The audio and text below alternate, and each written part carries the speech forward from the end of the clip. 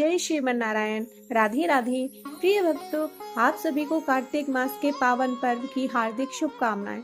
हमारे चैनल पर आप कार्तिक मास महात्म्य की कथाएं नियम से सुन रहे हैं। कार्तिक मास महात्म्य कथा में कुल 35 अध्याय हैं। आपसे विनम्र निवेदन है कि अध्याय 1 से 35 तक हमारे साथ जुड़े रहें। आप सभी भक्तों पर भगवान विष्णु की असीम कृपा बनी रहे। इन्हीं मंगल कामनाओं के साथ शुरू करते हैं कार्तिक मास महात्म्य कथा अध्याय 4। कल हमने सुना था कार्तिक मास महात्म्य अध्याय 3, जिसमें शंखासुर ने ब्रह्मा जी के सत्यलोक से वेदों को हर लिया। तो वेद मंत्र और बीज मंत्र शंखासुर के चंगुल से निकलकर जल में समा गए। तब शंखासुर ने सागर में प्रवेश कर वेद मंत्र और बीज मंत्रों को बहुत ढूंढा, लेकिन उसे नहीं मिले। फिर ब्रह्मा जी और सभी देवताएं सब पूजा की सामग्री लेकर भगवान विष्णु की शरण में गए। भगवान विष्णु निद्रा में थे, वे शयन कर रहे थे। तो भगवान विष्णु को गहरी निद्रा से जगाने के लिए वह गाने बजाने लगे, धूप दीप नैवेद्य आदि अर्पित करने लगे। तब भगवान विष्णु की नींद टूटी और वह इस तरह अपना पूजन करती देख बहुत प्रसन्न हुए। भगवान विष्णु ने बताया कि जो शंखासुर ने वेदों को हरा है वह जल में स्थित हैं। मैं अभी उन्हें शंखासुर का वध करके लाई देता हूँ और प्रत्येक वर्ष कार्तिक मास में वेदों के सहित जल में विश्राम किया करूँगा। अब सुनते हैं इससे आगे की कथा, यानी कि कार्तिक मास महात्म्य कथा अध्याय 4। नारद जी ने कहा, ऐसा कहकर भगवान विष्णु मछली का रूप धारण करके आकाश से जल में गिरे। उस समय विंध्याचल पर्वत पर तप कर रहे महर्षि कश्यप अपनी अंजलि में जल लेकर खड़े थे। भगवान उनकी अंजलि में जा गिरे। महर्षि कश्यप ने दया करके उसे अपने कमंडल में रख लिया। मछली के थोड़ा बड़ा होने पर महर्षि कश्यप ने उसे कुएं में डाल दिया। जब वह मछली कुएं में भी न समा सकी तो उन्होंने उसे तालाब में डाल दिया। जब वह तालाब में न आ सकी तो उन्होंने उसे समुद्र में डाल दिया। वह मछली वहां भी बढ़ने लगी। फिर मत्स्य रूपी भगवान विष्णु ने इस शंखासुर का वध किया और शंखासुर को हाथ में लेकर बद्रीवन में आ गए।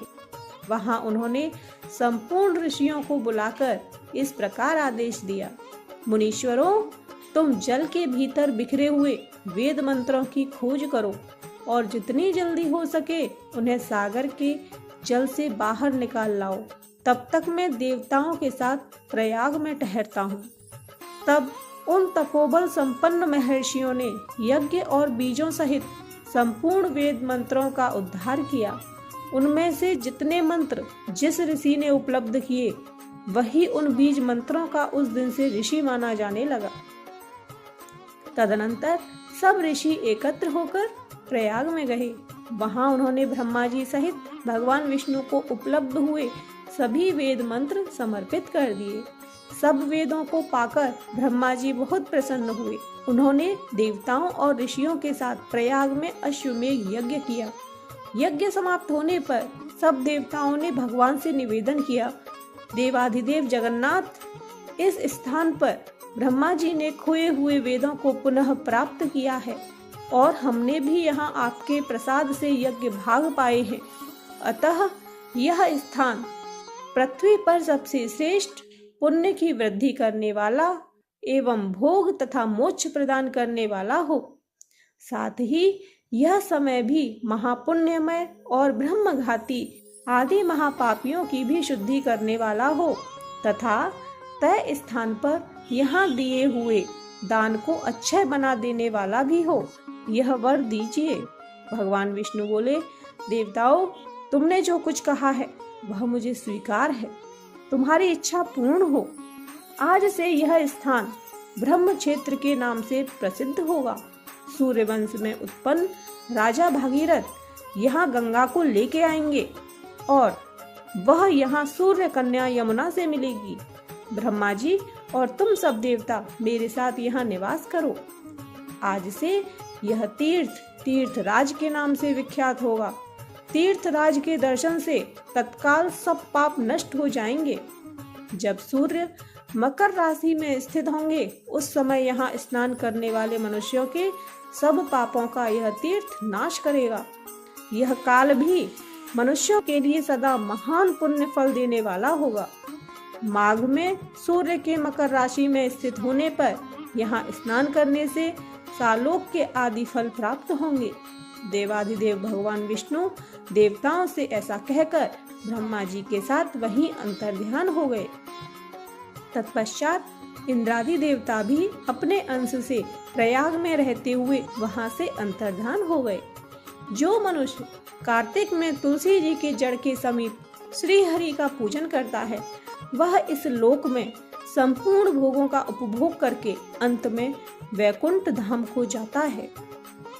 मास में विष्णु जी और तुलसी जी का पूजन करने की मान्यता है। इस पूरे महीने में तुलसी जी की आराधना तुलसी के समक्ष दीपक जलाकर की जाती है। तुलसी पूजन में मंत्रों का खास महत्व है। तुलसी जी का एक मंत्र बेहद प्रभावशाली है, जिसमें उनके 8 नाम भी आते हैं। इस मंत्र की सहायता से समृद्धि और सुख शांति की प्राप्ति हो सकती है। आइए जानते हैं ये कौन सा मंत्र है, इसे कैसे और कब जाप करना चाहिए। तुलसी पूजन के वक्त चाहे सुबह या शाम के वक्त तुलसी के पौधे के समक्ष दीपक जलाएं। फिर तुलसी के पौधे की परिक्रमा के वक्त इस मंत्र का जाप करें। जो मंत्र आप जाप करेंगे उसका उच्चारण त्रुटि रहित होना चाहिए और तेज बोलकर इस मंत्र का जाप करना है। कितनी बार जाप करना है ये आपकी परिक्रमाओं की संख्या पर निर्भर करेगा। आप जितनी परिक्रमा लगाएंगे आपको उतनी बार वह मंत्र बोलना है।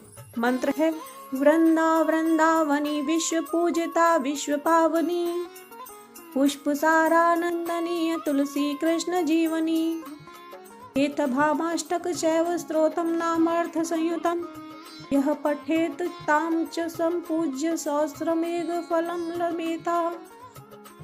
इस मंत्र का अर्थ है कि वृंदा आप वृंदावनी विश्व पूजिता विश्व पावनी पुष्प सारा नंदनीय तुलसी कृष्ण जीवनी हो।